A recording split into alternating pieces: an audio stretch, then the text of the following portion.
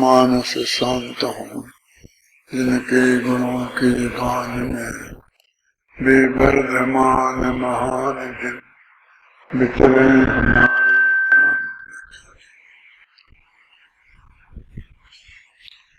173-74वीं गाथा कल अपन ने पढ़ी थी। आचार्य अमृतचंद की टीका लगभग पढ़ ली थी। अब इसका उपसंहार करने के लिए पेज नंबर 345 निकालो।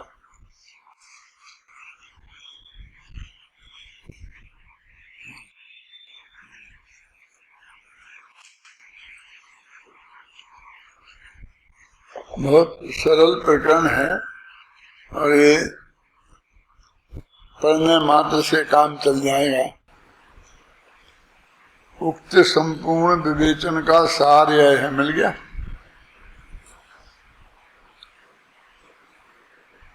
चौथा पैरा, पेज नंबर 345 पर चौथा पैरा है।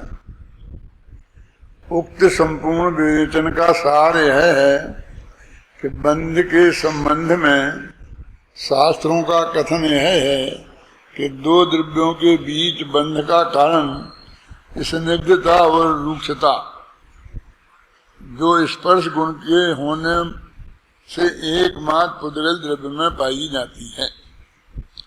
अतः विविध पुद्गल परमाणुओं का स्कंद रूप बंध तो संभव है, पर अरूपी होने से आत्मा में स्पर्श गुण का अभाव है।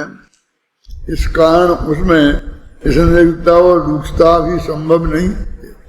ऐसी स्थिति में आत्मा के साथ औद्गलिक कर्मों का बंध कैसे हो सकता है? इस पर बहुत विस्तार से चर्चा अपनी हो चुकी है, इसलिए अब करने की जरूरत नहीं है। बस सीधी सच्ची बात यह है कि पुद्गल का पुद्गल के साथ बंध हो सकता है, क्योंकि बंध का कारण जो स्पर्श गुण है उसमें जो स्निग्धता और रूक्षता है वो होती है, और जीव में स्निग्धता और रूक्षता नहीं है, इसलिए जीव का किसी के साथ बंध नहीं हो सकता। ऐसा शिष्य का प्रश्न है। उक्त शंका का समाधान करते हुए यहाँ यह कहा गया है कि जिस प्रकार अमूर्त आत्मा मूर्त पुद्गल को देखता जानता है, उसी प्रकार वह अमूर्त आत्मा मूर्त पौद्गलिक कर्मों से बंधता भी है। वो कहते हैं आत्मा यद्यपि अमूर्त है और पुद्गल मूर्तिक है, फिर भी उसे देखता जानता है। जैसे देख जान सकता है, देखने जानने का ज्ञेय ज्ञायक संबंध बन सकता है, तो बंध बंधक भाव भी बन सकता है, उसी प्रकार ही बनता है। उनने तो जवाब ऐसा दे दिया, लेकिन ये गले में उतरे ऐसी बात नहीं है ना। देखना जानना अलग बात है और बंधना अलग बात है। देखने जानने में तो दोनों की पृथक सत्ता पूरी पूरी विद्यमान रहती है, और बंधने में तो वो दोनों एक में एक हो जाते हैं। निश्चित काल तक उनको एक साथ रहना पड़ता है। माने उसका जो बंधन है वो अपन लोग अध्यात्म का अभ्यास करने वालों को जो बहुत अंतर जो है वो बहुत अच्छी तरह से मालूम है। ये ऐसा जवाब देने से जवाब भले ही दे दें, लेकिन वो बात हमारे गले नहीं उतरती है कि जैसे देखता जानता है अमूर्त, वो तो आत्मा का सुपर प्रकाशक स्वभाव है, और प्रत्येक पदार्थ में प्रमेयत्व नाम का गुण है, इसलिए वो किसी न किसी ज्ञान का विषय बने। और जो अजीब पदार्थ हैं 6, उनमें तो ज्ञान नाम का गुण है ही नहीं, जीव ही में है, तो किसी न किसी जीव के ही ज्ञेय बने, ऐसा अर्थ हुआ ना। प्रमेयत्व गुण का अर्थ है किसी न किसी ज्ञान का विषय बने। इसका सीधे सच्चा अर्थ हो गया कि जीव में ही ज्ञान है, तो किसी जीव के ही विषय बनेंगे। तो जीव के साथ उनका जानना ये तो बहुत सहज बात है। ये कोई ऐसी बात नहीं है कि जिसके बारे में हमें बहस का मुद्दा बनाया है लोगों ने, क्या करें। लेकिन सीधी सच्ची बात है कि आत्मा सुपर प्रकाशक है और हर एक पदार्थ में प्रमेयत्व नाम का गुण है, यानी वो अपना स्वरूप किसी भी ज्ञान वाले को जानने के, वो जाने इसके लिए समर्पित करने को तैयार है। ये जो अस्पतालों में डॉक्टर लोग सीखते हैं ना ऑपरेशन करना वगैरह, तो ये मुर्दों पे करते हैं पहले। अब मुर्दे कहाँ मिले? हर आदमी का जो आदमी होता है वो तो मुर्दा जब आदमी मर जाता है तो ले आता है, तो जाकर के जला देता है, उसकी यहाँ तक कि राख भी जाकर के पानी में डाल के खत्म कर देता है, वो नहीं उसको किसी आदमी को उपयोग करने को नहीं देता है। तो अब आजकल वो चल रहा है कि आप देह का दान दें, इसका दान दें, खून का दान दें, अपने अंगों का दान दें, आँख कान का, ये आजकल बहुत चल रहा है। और लोग पहले से ही लिखा देते हैं और फिर दे देते हैं, तो डॉक्टर लोग प्रयोग कर लेते हैं। तो ऐसा तो है नहीं, ये प्रमेयत्व तो गुण हर एक में नेचुरल है। जैसे कि वो मुर्दे होते और मुर्दे में ये व्यवस्था नहीं होती कि हम घर वालों को दे दें, यही होती है। अस्पताल में गए, यदि मर गया तो वो मुर्दा अस्पताल का हो गया, बस खत्म। उन्हें ऐसा ही नियम बहुत साधारण तरीके से, मान लो किसी देश में ऐसा ही नियम हो कि जो जहाँ वो इलाज कराने जाएगा और वो मर जाएगा तो उसकी सारी व्यवस्था फिर बाद में वो अस्पताल ही करेगा। तो बस ये दान फान की बिल्कुल जरूरत ही नहीं पड़ती, इतने उपलब्ध रहते कि विद्या कोई सीखने के उपयोग में भी नहीं कर पाते। तो उसमें तो प्रमेयत्व गुण है, हर पदार्थ अपने को देने के लिए तैयार है। क्यों तैयार है? एक तो बाकी के जो अजीब पदार्थ हैं वे, उनमें कोई सुख दुख नहीं है, इसलिए किसी ने देखा कि नहीं देखा उससे उन्हें कुछ फर्क नहीं पड़ता। अपन कहते मुर्दा है, मर गया, अब उसे सुख दुख का कोई संबंध रहा नहीं, जीव तो निकल ही गया है, तो अब उसको कुछ भी करें।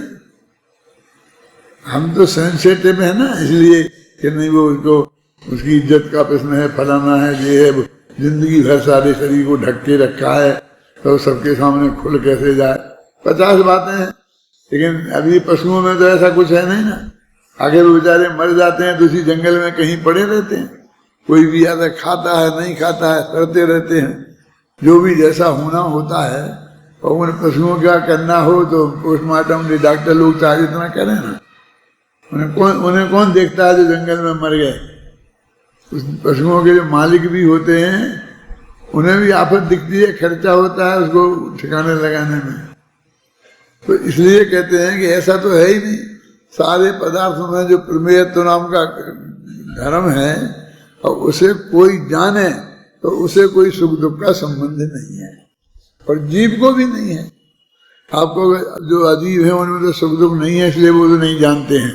लेकिन जीव जगत में तो सुख दुख है, लेकिन वो जीव में सुख दुख है, लेकिन वो कोई के जानने से उसे सुख दुख नहीं होता। वो जिंदा था तब भी कोई जानता रहता तो उसे क्या सुख दुख होना था। जितने पशु कीड़े मकोड़े हैं और इनको सब जानते रहते हैं, दूसरे कीड़े मकोड़े भी जानते रहते हैं और अपन भी जानते रहते हैं, तो उन्हें सुख दुख का तो उससे कोई संबंध है नहीं। इसलिए वो तो बहुत सहज है। और आत्मा का कर्म का बंद होना ये तो बहुत बड़ी बात है। सारा संसार उससे खड़ा है और वो नहीं हो तो मोक्ष हो जाए। कितने बड़ी सरलता से कह दिया कि जिस तरह से पुद्गल द्रव्य को जानता देखता है, इसी तरह वो उसके बंद हो जाता है। यद्यपि बात सिर्फ इतनी ही कही है, फिर भी इसमें 1-2 पेज लगा दिए, समझ लो। तात्पर्य है कि निश्चय नए से ना तो पौधगले कर्मों को देखता जानता है और ना उनसे बंधता ही है, किंतु जिस प्रकार व्यवहार नए से पौधगले कर्मों को देखता जानता है, उसी प्रकार उनसे बंधता भी है। अब ये नए व्यवहार किया। जो लोग व्यवहार नए को सत्यार्थ मानते थे ना, तो उसमें जो ये कहते थे कि इस जीव का पुद्गल के साथ, देह के साथ है ना, तो देह के साथ बंधन है, ये है वो है, तो उसका सुख दुख का संबंध है। तो ऐसे ही जो जिस नए का विषय देह और आत्मा का संबंध है, उसी नए का विषय ज्ञान के संबंध है। नहीं आया समझ में? देखो मैं बोलता हूं, असद्भूत व्यवहार नए का विषय है ना। व्यवहार नए दो प्रकार का, सद्भूत और असद्भूत। तो शरीर और आत्मा का संबंध कौन से नए से है? अनुपचरित असद्भूत व्यवहार नए से है ना। तो शरीर और आत्मा, तो वो जो ज्ञान के संबंध है वो भी इसी व्यवहार नए से है। तब जब दोनों ही एक से हैं, तो वो व्यवहार में है असत्यार्थ है, माने शरीर और आत्मा का कोई संबंध नहीं है, तो ऐसे ज्ञेय ज्ञान संबंध भी असत्यार्थ है। ये तर्क उन लोगों का रहता था। सबसे बड़ा तर्क बस उनके पास एक यही था। इस तर्क के पीछे समझ लो पूरा नया चक्र यदि ढंग से पढ़ा होता उनने, तो ये चक्कर खड़ा नहीं होता। क्योंकि बहुत नए और भी है ना, जिनसे कोई संबंध नहीं है, ऐसे नए भी है ना, परम शुद्ध निश्चय नए और वो। लेकिन यहाँ पर वो एक तर्क दिया जाता था, जबकि सब शास्त्रों में समय सार में भी जीवाधिकार में पर के साथ जो 29 प्रकार के पदार्थ है ना, उनका एकत्व और ममत्व का निषेध किया। तो कर्ता कर्म अधिकार में कर्तृत्व भोक्तृत्व का निषेध किया और बात खत्म कर दी। बस फिर पुण्य पाप का भेद कर दिया कि पुण्य पाप में कोई भेद नहीं है। फिर आश्रत तत्व करने कर दिया, फिर बंधन समझ। मैंने ज्ञान गे वाली बात को वहां कहाँ दिया?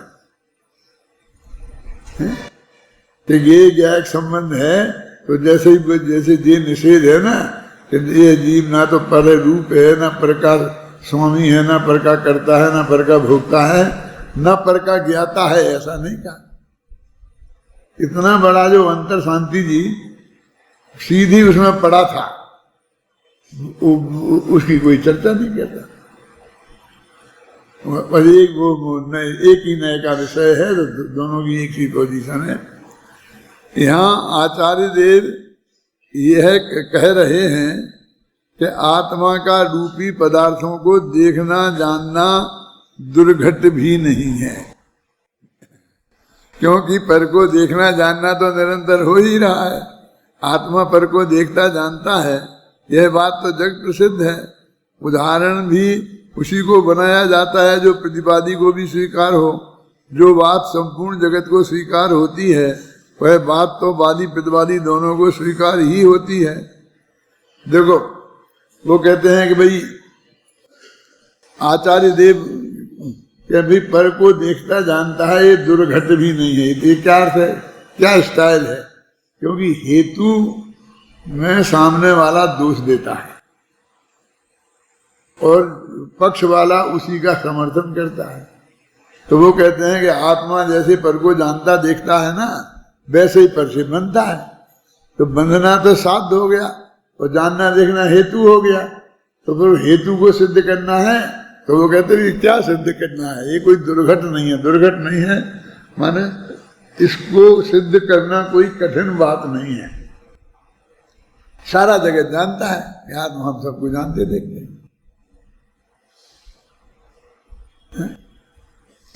कोई जानना देखना सिद्ध करने के लिए कोई जरूरत नहीं है।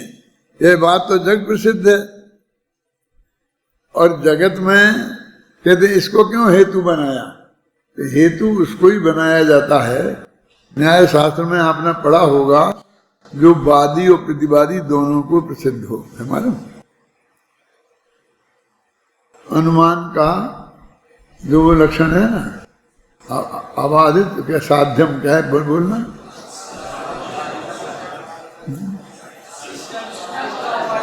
सब एक साथ बोलोगे, मुझे कुछ समझ में नहीं आएगा। एक जन, हाँ, अबाधितम असिद्धम साध्यम है ना। एक और शब्द है इष्टम, तो इष्ट अबाधित और इष्ट अबाधित और असिद्ध। तो कहते हैं वो चीज, एक तो वादी को इष्ट होना चाहिए और किसी प्रकार की बाधा उसमें कोई प्रमाण से नहीं आनी चाहिए, और असिद्ध होना चाहिए। तो ये प्रतिवादी को है, ये प्रतिवादी की अपेक्षा विशेषण है, क्योंकि वादी को सिद्ध करना है तो वो इष्ट होना चाहिए। तो ऐसे कहते हैं कि जो उदाहरण दिया जाएगा वो वादी और प्रतिवादी दोनों के लिए प्रसिद्ध होना चाहिए, मान्य होना चाहिए, नहीं तो हमें उदाहरण को ही सिद्ध करने में पसीना छूट जाए। कभी कभी उदाहरण देते हैं, फिर उदाहरण को ही सिद्ध करना कठिन हो जाता है। जैसे समय सार में 2 उदाहरण दिए हैं।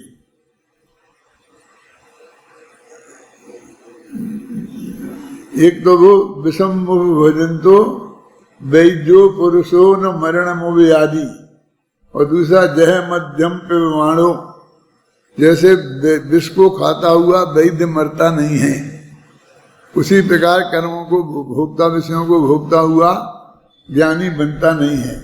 और जिस तरह मद्य पी करके भी किसको नहीं नशा चढ़ता है, अरुचि भाव से जो मद्य पिए उसे नशा नहीं चढ़ता है, उसी प्रकार विषयों को अरुचि भाव से भोगे तो उसे बंधन नहीं होता। अब आचार्य ने तो उदाहरण दे दिए। अब ये उदाहरण को ही सिद्ध करना कठिन है कि विष खाए और कोई वैद्य नहीं मरे, एक ही समझ रहा है। कोई वैद्य खाने को तैयार है, प्रयोग करने को तैयार है, और शराब पी ले और नशा नहीं चढ़े।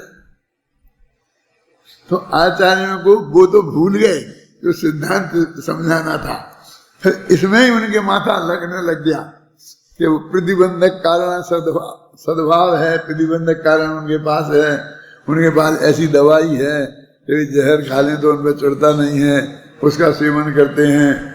वो जो उन्होंने बताए हैं, अम्बे चंद्र ने भी किया है और जयसेन ने तो बहुत स्पष्ट शब्दों में लिखा है।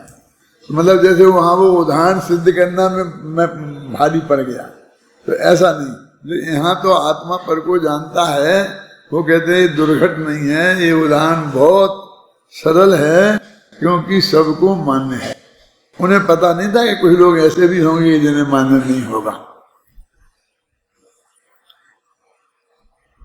इस बात को यहाँ मिट्टी और बैल के और उसे जानने वाले बालक के उदाहरण के माध्यम से समझाया गया है। कल मैंने कहा था कि बालक और वृद्ध, आबाल गोपाल का लिखा था ना, तो एक उनने असली बैल रखा था और एक मिट्टी का बैल रखा था। यहाँ अकेला मिट्टी का ही बैल रखा है। यद्यपि बालक और मिट्टी के बैल के बीच अत्यंता भाव की वज्र की दीवार है। क्यों है विधिवा? क्योंकि वे भिन्न भिन्न पदार्थ हैं। भिन्न भिन्न पदार्थों के बीच अत्यंता भाव होता है, तथापि बालक उस मिट्टी के बैल को जानता देखता तो है ही। यानी अत्यंता भाव की वज्र की दीवार दोनों के बीच में खड़ी है, लेकिन ये अत्यंता भाव की दीवार एक द्रव्य का दूसरे द्रव्य में कुछ करे इसके लिए तो रोकती है, भोग है इसके लिए तो रोकती है, उसका स्वामी बन जाए इसके लिए तो रोकती है, लेकिन वो जाने देखे इसके लिए नहीं रोकती है। देखा ना, तथापि बालक उस मिट्टी के बैल को जानता देखता तो है ही। अब वो मिट्टी का बैल और वो बालक, वह बालक उक्त बैल को देखकर उस पर रीझता है। एक असली बैल पर रीझे तो समझ में आता है काम का है। वो मिट्टी का बैल क्यों रखा? ये काम का कुछ नहीं है, फिर भी बालक है ना, यही तो उसका बालकपन है। फिर भी उस पर रीझता है, उसे अपना मानता है, उससे राग करता है। यदि कोई व्यक्ति उसे मारे, किसे? मिट्टी के बैल को, पीटे तोड़े तो वह दुखी होता है, और तोड़ फोड़ करने वाले से द्वेष करता है। यानी वो बिल्कुल अकारण हो रहा है। जब उसने चांटा मारा उस मिट्टी के बैल को तो उसे कुछ भी दर्द नहीं हुआ, लेकिन वो बच्चा रोता है उसकी बैल की चांटा मार दिया, नहीं मारना चाहिए था। माने ये बताने के लिए कि वहां कुछ नहीं है तो भी अज्ञान के कारण वो दुखी होता है। दुखी होता माने बंद होता है। इस प्रकार उक्त अपनापन व राग देश के कारण, अपनापन माने मोह मिथ्यात्व, और राग देश के कारण वह बालक स्वयं ही दुखी होता है और बंधन को प्राप्त होता है। उस वक्त जब बालक दुखी हुआ, रोया और जो भी हुआ, तो वो तो जो हो गया वो तो हो गया, लेकिन उसे कर्म भी बना होगा ना। अपने यहाँ प्रक्रिया तो ऐसी है कि अकेला उतना ही नुकसान नहीं होगा कि बच्चे ने रो लिया। इस बात को जब अपन समझे, ऐसे अपन बच्चे के साथ मजाक करने लगते हैं, उसकी चीज को अपन छुपा दी, बेचारा खोजता है, फिर रोने लगता है, फिर ज्यादा रोने लगता है तो फिर अपन दे देते हैं, नहीं तो नहीं देते हैं। तो जो आपने उसके साथ खेल किया और अपना मनोरंजन किया, तो वो बच्चा जो उस वक्त दुखी हुआ वो तो हुआ ही, पर इतना ही नुकसान हुआ बच्चे का। तो दुखी होने के काल में उसके जो संकलेश परिणाम हुए और उससे उसे कर्म भी बने। अब वो बहुत खतरनाक कर्म भी बन सकता है। मतलब मिथ्यात्व तो साथ में है ना, उसमें एकत्व तो साथ में है कि नहीं है। हम तो यही समझ रहे हैं कि बस 1 मिनट को वो जरा दुखी हो गया, रोने लग गया, फिर हमने वो चीज छीन ली उससे, तो 1 मिनट को वो हमारे लिए वो कितनी साधारण घटना है। तो जाते हैं, वो बैठा भेज रहा है शांति से, एक खिलौना से खेल रहा है, हम उठा लेते हैं, ये तो मेरा है, ये तो मेरा है, और कुछ नहीं। तो ये मम्मी तेरी नहीं है, ये तो मेरी है, ये मेरी है, क्यों? और नहीं मेरी है, नहीं मेरी है, खुश होते हैं, क्यों? आनंद लेते हैं। लेकिन उससे वो बच्चा दुखी हुआ तो वो थोड़ा देर को जरा दुखी हो गया, हमारा तो मनोरंजन हो गया, लेकिन इतना ही नहीं है। उस बच्चे को उस वक्त जो दुखी हुआ, मैंने संकलेश परिणाम हुए, उन संकलेश परिणामों से किसी कर्म का बंध भी हुआ है, और उसी बात आयु कर्म बंधना हो और नरकाई भी बन जाए।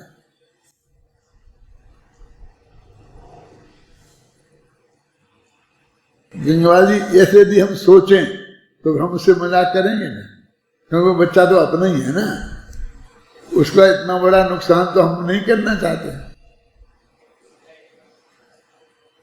वो ये कह रहे हैं कि वो हम कहते हैं कि भाई कैसे हो जाएगा बंद, लेकिन उससे जो हमारे परिणाम संकलेश हो गए उनसे बंद हो जाता है। वो देखने जानने से परिणाम संकलेश हो गए ना। देखो, यद्यपि बालक और मिट्टी के बैल के बीच अत्यंता भाव की वज्र की दीवार है, क्योंकि वे भिन्न भिन्न पदार्थ हैं और भिन्न भिन्न पदार्थों के बीच अत्यंता भाव होता है, या तथापि बालक मिट्टी के बैल को जानता देखता तो है ही। वह बालक उक्त बैल को देखकर उस पर रीझता है, उसे अपना मानता है। देखो, उसे अपना मानना ये मिथ्यात्व हो गया, उससे राग करता है। यदि कोई व्यक्ति उसे मारे, पीटे, तोड़े तो दुखी होता है, और तोड़ फोड़ करने वाले से द्वेष करता है। 3 चीजें बताए ना, राग करता है, द्वेष करता है और अपना मानता है। माने मोह राग द्वेष करता है। मोह माने दर्शन, मोह माने मिथ्यात्व, माने दर्शन मोहिनी कर्म। ये जो तीनों चीजें हैं, ये तीनों चीजें बंध के कारण है, चौथी तो कोई चीज बंध का कारण है नहीं। ये बुरे से बुरा बंद होता है इस जगत में, समझे? तो इन 3 के अलावा कोई और चौथी चीज है क्या? तो मैंने कहा ना कि उसे नरक गति बन गई, तो आपको कैसे बन जाएगी? इतने में नरक गति बन जाती है, खेल है क्या? लेकिन मिथ्या तो नरक गति से भी बड़ा पाप है ना, वो तो बनता है ना मोह से, क्योंकि उसने जो भी उस पर रिएक्शन हुआ वो मोह रूप हो सकता है, राग रूप हो सकता है, वो देश रूप हो सकता है। तो तीनों चीजें हो गई। अब तीनों चीजें होंगी और तीनों बंध का कर्म है, और जिसमें वो मोह है ना, वो तो अनंत संसार का कर्म है। मैंने उसमें एकत्व तो हो गया ना, उसमें अपनापन हो गया ना। वो मिट्टी का बैल मेरा है, आप उसे जबान से भी ये स्वीकार नहीं करा सकते वो तेरा नहीं मेरा है। और इसीलिए तो हम उनसे मनोरंजन करते हैं ना। जाने दो मिट्टी का बैल, वो जानता है कि मेरी मम्मी ये है, और ये कह रहा है कि ये मम्मी तेरी नहीं मेरी है, तो वो जानता है कि इसके मम्मी को भी तो स्वीकार करना चाहिए कि इसकी मम्मी है वो कि नहीं है कि मेरी है। तो मम्मी कहेगी नहीं नहीं मैं तो तेरी ही हूं, तो भी वो उसकी बात को बर्दाश्त नहीं करता है, वो उसकी नहीं। वो जानता है कि मम्मी तो 20-25 वर्ष की होगी, और ये जो कह रहा है ये तो 60 वर्ष का है, तो ये इसकी मम्मी कैसे हो सकती है, तो भी वो बर्दाश्त नहीं करता है। इस किस बात का प्रतीक है कि अत्यंत वो उसकी मान्यता अत्यंत दृढ़ है, उसमें अपनेपन की और दूसरे का बंटवारा नहीं होना। कोई दूसरे की भी मम्मी वो हो, वो उसे किसी कीमत पे बर्दाश्त नहीं है। और उससे जो भी जितनी आर्थिक पाप का बंद हो सकता है वो हो जाएगा। नरक गति तो साधारण बात है, उसे तो मिथ्यात्व का बंद हो रहा है। अब वो मिथ्यात्व का बंद कितना 70 कोड़ी सागर तक का भी होता है।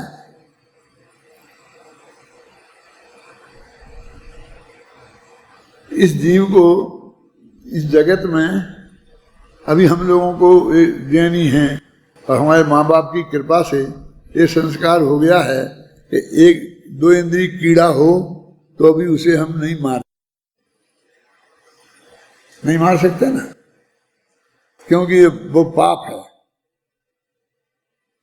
यदि ऐसा ही संस्कार हम में ये हो कि इस बच्चे का हमारे इस मजाक से इसे मिथ्यात्व कर्म का बंद हो सकता है और वो निबोध में जा सकता है, तो फिर आप उसको क्या कह सकते हैं बोलिए। इसका मतलब उसका नहीं है बच्चे को क्या हुआ नहीं हुआ, सब मतलब ये है कि तुम में उसमें पाप बुद्धि नहीं है, उसमें अकारी बुद्धि नहीं है, ये काम मुझे नहीं करना चाहिए ऐसी तुम्हारी बुद्धि नहीं है, मान्यता नहीं है। खतरनाक तो ये है। देखो वो देव आया और लक्ष्मण से कहा कि रामचंद्र जी का स्वर्गवास हो गया। लक्ष्मण को हार्ट अटैक हुआ और लक्ष्मण मर गया। अपने शास्त्रों में आता कि नहीं आता है, तो उसने सोचा था तो देखा जाए देखो इस पर क्या रिएक्शन होता है। तो वो कुछ भी रिएक्शन होता तो थोड़ा बहुत नुकसान होता, नुकसान तो होता ही ना। यदि उसे अंदाजा होता है इतना बड़ा नुकसान हो जाए तो वो देव नहीं करता ऐसा है? लेकिन हमको थोड़े बड़े छोटी बात से भी कि हमें कहेंगे रामचंद्र जी मर गए, इतनी बात से भी वो मर सकता है ये उसने नहीं सोचा था। ये जो है युद्ध के मैदान में हजारों जीवों को जिसने मारा है और इतना मजबूत है, आमने सामने हजारों को मरते देखा तो भी जिसको कुछ नहीं हुआ वो इतनी सी बात से कैसे मर जाएगा। यही सोच रहा था ना। लोग कहते हैं बहुत प्रेम है बहुत प्रेम है, मैं देख तो लूं, तो उसका इतना भयंकर परिणाम है। तो इसी तरह की बहुत सी बातें हैं, मैंने उसने धर्म के 10 लक्षण में लिखी है कि वो हम हंसी मजाक में किसी को कुछ भी बोल देते हैं और वो उस पर क्या असर पड़ा क्या है?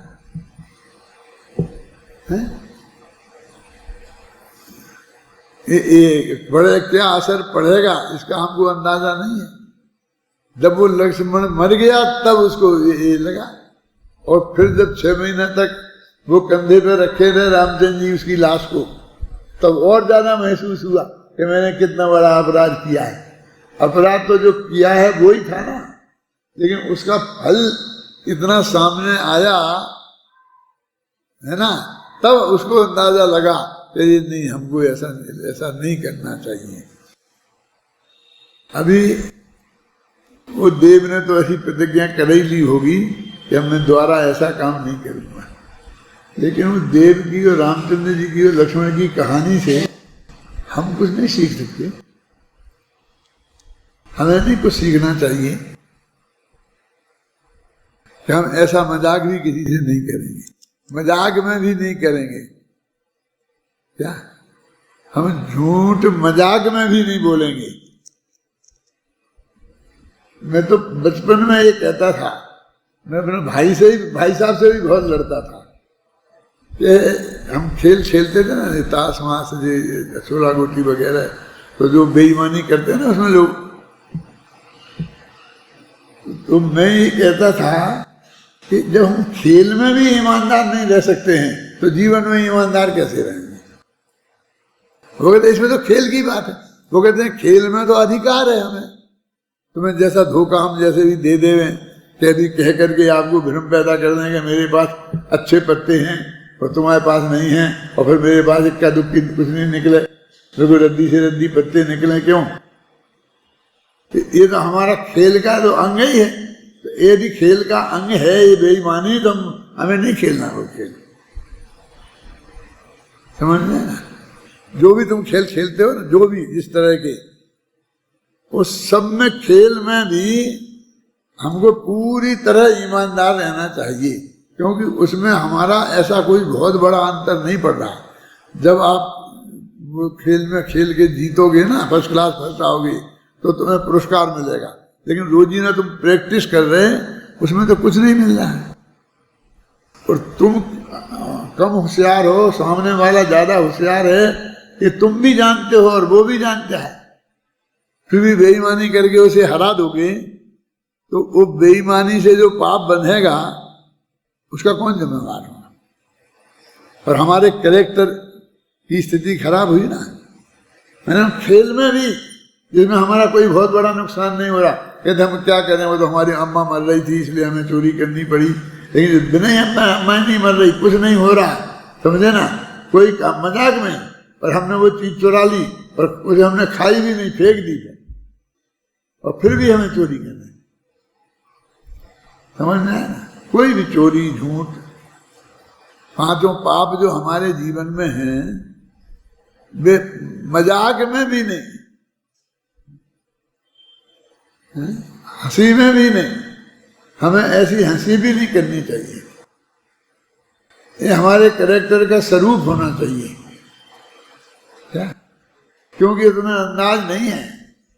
अभी तुम इधर से आए, इधर कर गए, खड़े हो गए, वहां से कोई आदमी आ रहा और जो ऐसा करके कुछ भी चल जाए, और वो बेचारा एकदम चौंक गया और तुम हंसने लग गए। ऐसा होता है ना दिन में।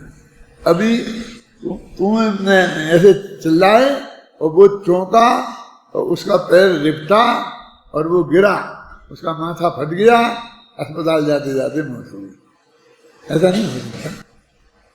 किसी बुढ़े का नहीं, जवान का भी हो सकता है, नहीं हो सकता है? क्यों? तो अब तुम्हें क्या क्या क्या आनंद आ रहा था? आता है कि नहीं? सोचो। फिर एक दफे ऐसा हो जाएगा तो फिर जिंदगी भर नहीं करोगे। तो एक आदमी को मरना पड़ेगा तुम्हें ये बात सिखाने के लिए। हम दो शब्दों में कहेंगे उससे नहीं सीख सकते। भाई एक आदमी मरेगा तुम्हारे हाथ से जब तुम ये सीखोगे। हमारा कैरेक्टर कैसा होना चाहिए, ये मैं अपने 8 वर्ष की उम्र की बात बता रहा हूं। मैं लड़ पड़ता इस बात पे, नहीं ये नहीं चल सकता, ये बेईमानी नहीं चल सकती, खेल में भी बेईमानी नहीं चल सकती है। क्योंकि मेरे साथ जितने लोग खेलते थे तो कोई मुझे आज तक हरा नहीं पाया, वो बेईमानी करके ही हराते थे।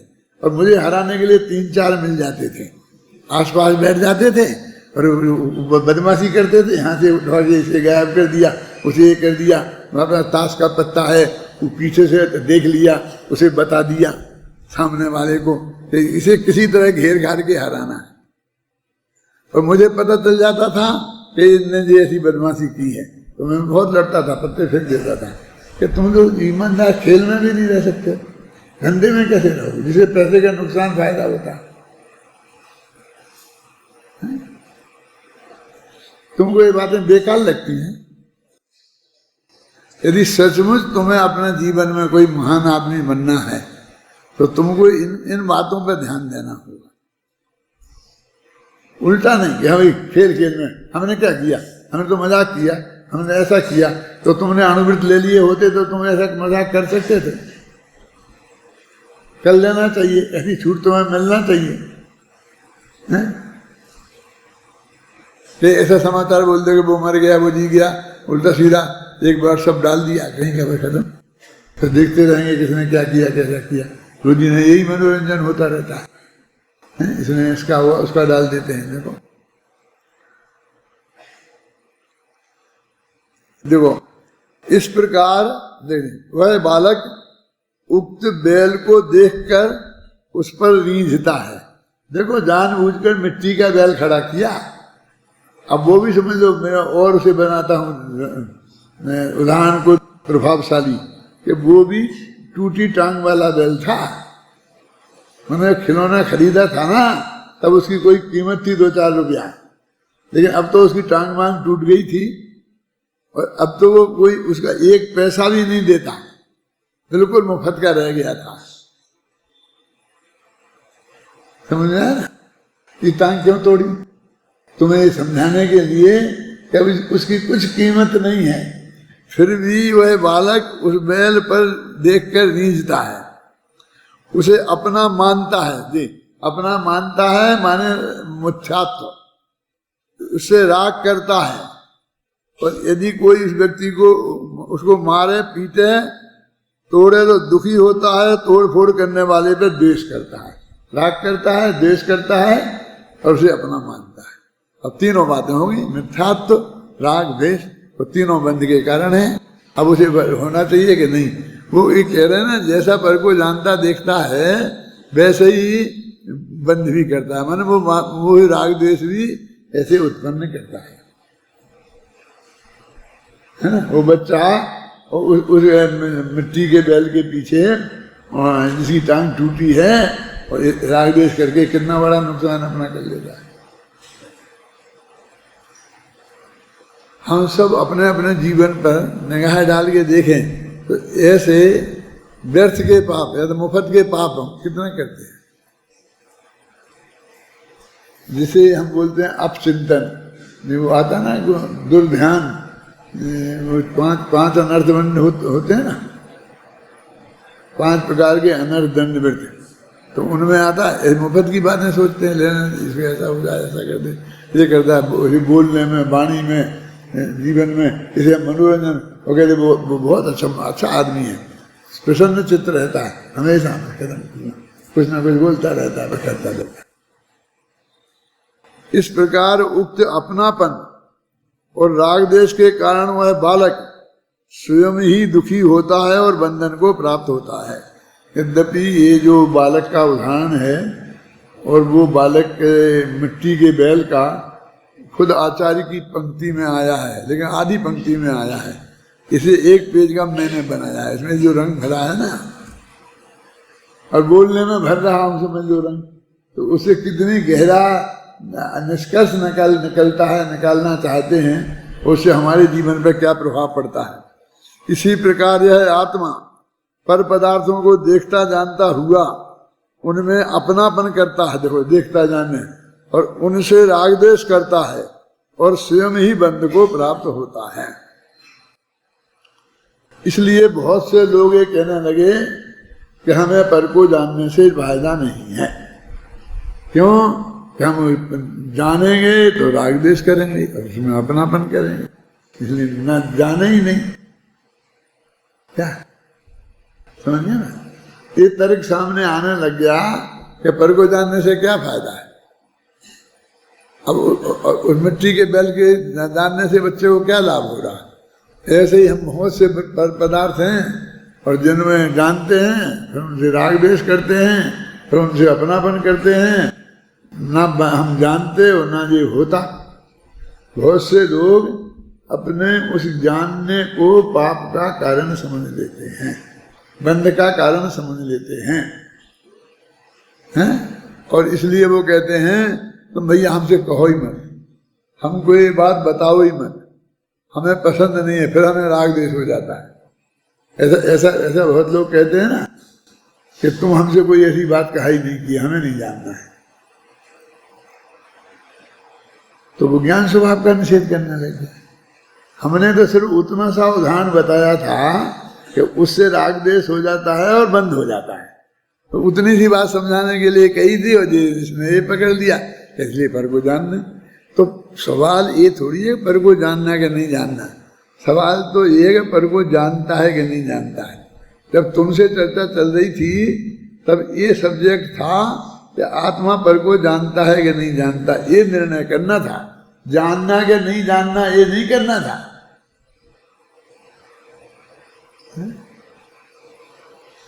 एक बहुत बड़े पंडित ने मेरे से कहा आपको पर का जानने का इतना रस क्यों है? मैंने कहा आपको पर को नहीं जानने का इतना रस क्यों है? होने तो सहज जो होता है, क्यों दो ही तरफ लगेगी ना एक है बात। ये जो मैं कह रहा हूं कि आत्मा पर को जानता है कि नहीं जानता है, इसमें हमें निर्णय करना है, तो मैं कहता हूं जानता है, इसमें रस कहां से आ गया? ये तो तत्व का निर्णय है ना कि ये हमारा जो आत्मा है वो पर को जानता है कि नहीं जानता, ये तत्व का निर्णय करना है हमें, इसमें रस की बात कहां है?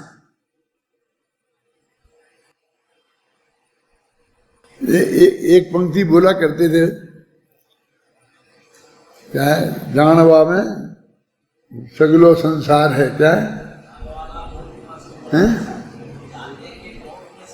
हाँ, जानवा के लोभ मां सगलो संसार है, कि जानने के लोभ में सारी दुनिया पड़ी हुई है। और ये कहते थे कि इससे सिद्ध कर रहे हैं कि आत्मा पर को जानता ही नहीं है। वही लिखा ना कि ये जानना का लोभ बुरी चीज है। तो मैंने कहा कि आपको हिंदी आती है? नहीं तो पहले 3 साल मेरे पास हिंदी पढ़ो, जैन धर्म बाद में पढ़ेंगे। क्यों? अरे वो तो जानने के लोभ का निषेध है, जानने का निषेध कहाँ है? और तुम जानने के निषेध में ये प्रमाण पेश कर रहे हो। तुम्हें तो सामान्य सा तर्क नहीं आता है। और तुम अतिव्याप्ति, हमारे विद्यार्थी अतिव्याप्ति अव्याप्ति असंभव कितने दोष बता देंगे उसमें। वो निषेध कर रहा है काहे का? लोभ का। तो हम कब कहते जानने का, लोभ का? लोभ तो किसी भी प्रकार का हो हम भी निषेध करते हैं। अगली बात जानने की थोड़ी है, जानने के लोग। और अपन तो अभी जानना कि नहीं जानना ये नहीं है, जानता है कि नहीं जानता है ये निर्णय करना। इतना भेद तुम्हारी समझ में नहीं आ रहा तो तुम कैसे कर सकते हो? इतना भेद तो समझ में आना चाहिए ना। वो तो सिर्फ यहाँ ये बता रहे हैं कि वो मूर्ख बालक एक बिल्कुल लंगड़े बैल पर मिट्टी का था, उस पर रींझ गया और उसने उसे रींझ कर उसने अपना मान लिया, उससे राग कर लिया, और उसने दूसरे ने उसे टच किया तो उससे द्वेष कर लिया। इस तरह उसने मोह राग द्वेष कर लिए और बहुत भयंकर कर्म बांध लिया। तो कर्म का बंधन का कारण हो गया। अब वो बैल उसका है कि नहीं है, वो बात बाद में। ये बात प्रसिद्ध है कि वो बैल उसका नहीं है। इसीलिए हमने ऐसा उदाहरण बनाया कि तुम इसकी बहस नहीं करोगे, वो उसका हुआ। जब अपना बैल है तो अपना मानेंगे और अपने उससे राग हो गई, नहीं तो उसके खाने पीने की व्यवस्था कौन करेगा? और कोई उसे डंडा मारेगा तो उससे द्वेष हमें हो गई। अब भी हाल हम असली बैल खड़ा करते तो तुम 50 तर्क खड़े कर देते कि वो एक बैल हमारा है तो उसकी ड्यूटी हमारी है कि नहीं? खाने पीने की व्यवस्था करना, उसको समय पर पानी पिलाना हमारी ड्यूटी है। तो उसमें अपना भी मानते, फिर उससे राग भी करते। और कोई उसे जाके डंडा मारता तो उससे द्वेष भी करते। इसलिए तो हमने बेचारा वो बाल को मिट्टी का बैल खड़ा किया। मैं आपसे कई दफे कहता हूं कि भाई ये जो उदाहरण मेरी फैक्ट्री में बना है, एक कहीं दुनिया में और मत देखना कि कौन से शास्त्र में लिखा है, कहाँ लिखा है, किसने बताया था। मैंने अपने जो मुझे समझाना है उसके हिसाब से मैंने वो उदाहरण गढ़ा है। उसका सारा उसका जो बनाया है स्वरूप वो मैंने अपने आप गढ़ा है। जैसे सत्य की खोज के विवेक को मैंने गढ़ा है ना, जैसा मुझे बनाना था वैसा बनाया है ना, ऐसे ही वो रिक्शे वाले बालक का चरित्र भी मैंने गढ़ा है। वही त्रिया चरित्र वाली वो त्रिया का भी मैंने चरित्र गढ़ा है। ये सब मेरी रचनाएं हैं। रचनाएं माने कौन सी रचना? कहानी लिखी वो नहीं, वो जो व्यक्ति हैं वो किस चरित्र के हैं। तुमने हिंदी हिंदी में पढ़ते होगे तो उसमें आता है ना, तो उसका चरित्र चित्रण कीजिए, विवेक का चरित्र चित्रण कीजिए, रूपमती का चरित्र चित्रण कीजिए। तो क्या करते हो उसमें कि उसका कैसा कैरेक्टर है, यानी ऐसी परिस्थिति उसके सामने आएगी तो उसका क्या रिएक्शन होगा, ये उसका चरित्र है।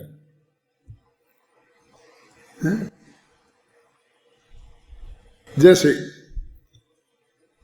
कि वो विवेक मंदिर में प्रवचन करता था और 10-20-50 आदमी सुनते थे। सुनना, बड़ी बात बता रहा हूं। अब लोगों ने उधम शुरू कर दिया कि हम तुम्हें मंदिर में प्रवचन नहीं करने देंगे। और समाज की पंचायत भी उनके साथ हो गई, क्योंकि बहुमत उनके साथ था। उन लड़कों से कौन उलझे, वो वोटों की ताकत उनकी थी। तो उन्होंने कह दी कि तुम मत करो मंदिर में प्रवचन। अब पंचों ने भी कह दिया, हमने हटा दिया। अब ऐसे में वो विवेक क्या करेगा? हमने पात्र गढ़ा है, अब उसके सामने एक पोजीशन आई कि वो क्या करेगा विवेक। तो हमने ऐसा नहीं बताया क्या, हमने कहा तो उसने कहा कि ऐसा करो कि अपने धर्मशाला में एक जगह है, धर्मशाला की दालान में बैठ के अपन कल से प्रवचन करेंगे, तुम लोग वहां आ जाना। तो वो वहां चला गया। हम ये भी कह सकते थे कि जिस कुएं का पानी वे पीते हैं ना, उसका ही अपन पीते हैं। अपन ने कोई चूड़ियां थोड़ी पहनी है, मंदिर उनके बाप का नहीं है, कैसे रोकते हैं? ऐसा भी कह सकता था विवेक, क्यों? और ऐसा भी कहता है कि अपन धर्मशाला में करेंगे। ये कैसे, किससे निर्णय होगा ये बात कि हम वो विवेक को कैसा विद्वान बताना चाहते हैं? लड़ाऊ खूब झगड़ालू, समन्भद्र जैसा तोड़ू फोड़ू, क्या कंपनाचारी जैसा शांत के चुप रहना, कोई बोलना नहीं, कैसा बनाना चाहता था? अपना बच्चा नहीं है वो विवेक, अपन ने खड़ा किया है उसे। तो वहां भी भगाया उनने। जब धर्मशाला में करने लग गए प्रवचन तो वहां भी भगाया। तो ये अपने घर करेंगे, यानी वो लड़ता नहीं है, उसका उद्देश्य प्रवचन बंद नहीं हो, अपन अपना ज्ञान यज्ञ चालू रखें और हम किसी से लड़ेंगे नहीं, ऐसे कैरेक्टर वाला है। फिर उसने पंचायत बोर्ड में एप्लीकेशन दी कि हमें मंदिर से भगा दिया, धर्मशाला से भगा दिया। ये सच्ची घटनाएं हैं। बम्बई में जब अपना मंदिर नहीं था तो भूलेश्वर के मंदिर में ये पंडित हिम्मत भाई थे ना, कौन, जो जुवाड़िया, वो प्रवचन करते थे, उनने वहां से भगाया। तो वे सुखानंद की धर्मशाला में प्रवचन करने लग गए, तो वहां से भगाया। तो हीराबाग की धर्मशाला में प्रवचन करने लग गए, तो वहां से भगाया। तो वे सर हुकुमचंद सेठ थे ना, वहां पर उनका ऑफिस था, और वहां वो मंदिर के अध्यक्ष थे, किसके, भूलेश्वर के मंदिर के। तो उनके पास पहुंचे और उन्हें एक किस्सा सुनाया कि साहब हमको वहां से भगा दिया, वहां से भगा दिया। हम क्या करते, समय सार पढ़ते हैं, समय सार पढ़ते हैं, समझ में आया ना शांति जी? तो उन्होंने कहा कि तुम जब तक अपना मंदिर नहीं बनाओगे ऐसे ही डंडे खाओगे, भगाते जाओगे। भूखों मरते हो क्या? बंबई में रहते हो, अपना मंदिर बनाओ और लो ये 25,000 पहले मेरे से ले जाओ। 25,000 उस वक्त कम से कम 25 लाख से कम नहीं होते थे। आज से 60 साल पहले, 70 साल पहले उन्हें 25,000 रुपया दिए कि जाओ जमीन खरीदो और मंदिर बनाओ। अब मेरे पास द्वारा मत आना, और जरूरत पड़े तो और आ जाना, मैं और दूंगा। ये तो एक उनने रास्ता ये बताया, एक दूसरा रास्ता ये था। अब आपको कौन सा रास्ता अच्छा लगता है? तो आपका कैरेक्टर सामने आ जाएगा। मैंने ऐसी विभिन्न परिस्थितियों में जो उस वक्त घटित हो रही थी सारे देश में, हमारा जो विवेक है वो क्या रास्ता चुनता है वो हम नक्की करेंगे कि ऐसी परिस्थितियों से हमको कैसे निपटना चाहिए। उनने तो सेठ जी ने 25,000 दे दिए और दूसरों ने जोड़ लिए और फटाफट मंदिर बन गया। और हमारे गांव में तो कोई 25 रुपये देने की पोजीशन में नहीं है, और हम तो मंदिर अलग बना ही नहीं सकते हैं, तो हम ऐसा रास्ता कैसे चुनाएंगे? हैं? तो ऐसा चुनाएंगे, देखें कौन हटाता है। हमने भी उसी कुएं का पानी पिया है, तो हम झगड़ा शुरू हो जाएगा कल से, हमारा प्रवचन तो बंद हो ही जाएगा। तो ऐसा भी नहीं चुनेंगे, तो यहाँ करेंगे वहाँ करेंगे। मेरा कहने का मतलब ये है कि आपको नहीं समझ में आ रहा है ये क्या हो रहा है, लेकिन हम वो परिस्थितियां खुद खड़ा कर रहे हैं क्या, और उनमें वो हमारा कैरेक्टर क्या क्या एक्शन लेता है, कैसे लेता है, उसको हमने चरित्र बनाया। अब आपसे कहेंगे विवेक का चरित्र चित्रण लिखिए, तो आप क्या लिखेंगे? आता है कभी प्रश्न आता है तुम्हारे में? कोर्स में तो है ना सत्य की खोज, तो कभी ऐसा प्रश्न आता है शांति जी कि चरित्र चित्रण कीजिए, तो क्या लिखते हैं विद्यार्थी? क्या करते हैं, क्या बताते हैं आप लोग?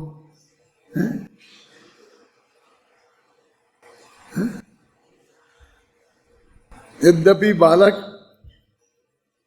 तुम आप कहोगे तो ऐसा क्या, हमारा तो एक बालक खड़ा हो गया तो उसके चरित्र चित्रण में लग जाते हैं हम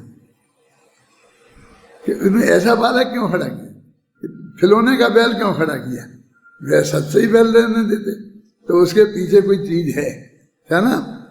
इसी प्रकार यह आत्मा पर पदार्थों को देखता जानता हुआ उनमें अपनापन करता है, उनसे राग द्वेष करता है और स्वयं ही बंध को प्राप्त होता है। जैसे वो कहते जानता देखता है, वैसे ही बंध को प्राप्त होता है।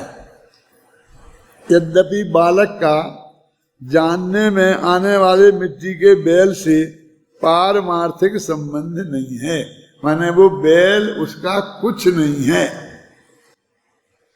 वो पड़ोसी के बच्चे का बैल था, उसकी टांग टूट गई तो उसने फेंक दिया सड़क पे और ये उठाना, मतलब वो उसका भी नहीं था, उसने जब खरीदने में भी पैसा खर्च नहीं किया था, समझे, उससे कोई संबंध नहीं था, उसका पारमार्थिक संबंध नहीं है, समझ में है ना। तथापि गे रूप बैल के निमित्त से कहते वो और कोई संबंध नहीं था, तो गे तो था, गे था माने वो सड़क पे पड़ा हुआ बैल उसके ज्ञान में तो आया था, वो जानने में आया था कि नहीं आया था? कैसे आया था?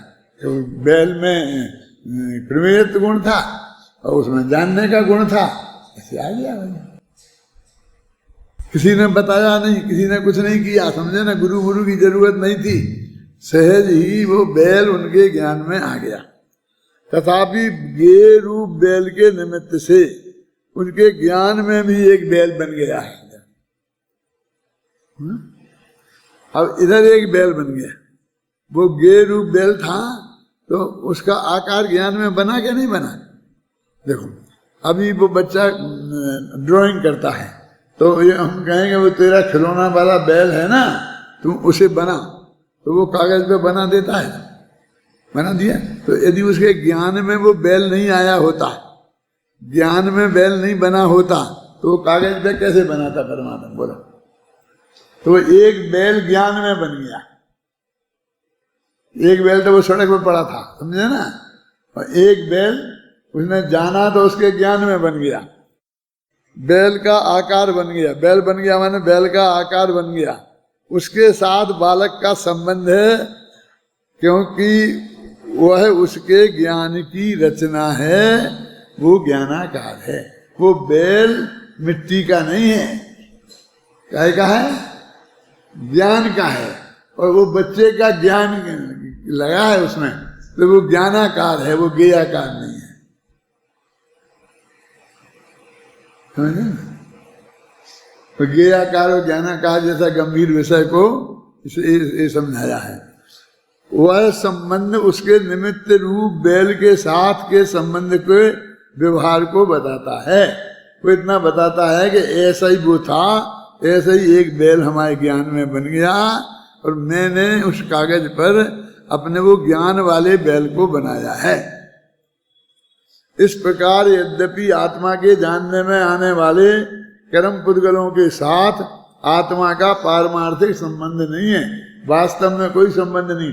जैसा बच्चे का बैल के साथ, मिट्टी के बैल के साथ कोई संबंध नहीं है ना, ऐसा ही हमारा भी पारमार्थिक संबंध नहीं है कर्म पुद्गलों के साथ। तथापि एक क्षेत्रावगाह रहने वाले कर्म पुद्गल जिसके निमित्त हैं, ऐसे उपयोग में आने वाले राग देश भावों के साथ का संबंध कर्म पुद्गल के साथ के बंध रूप व्यवहार को बताता अवश्य है ना।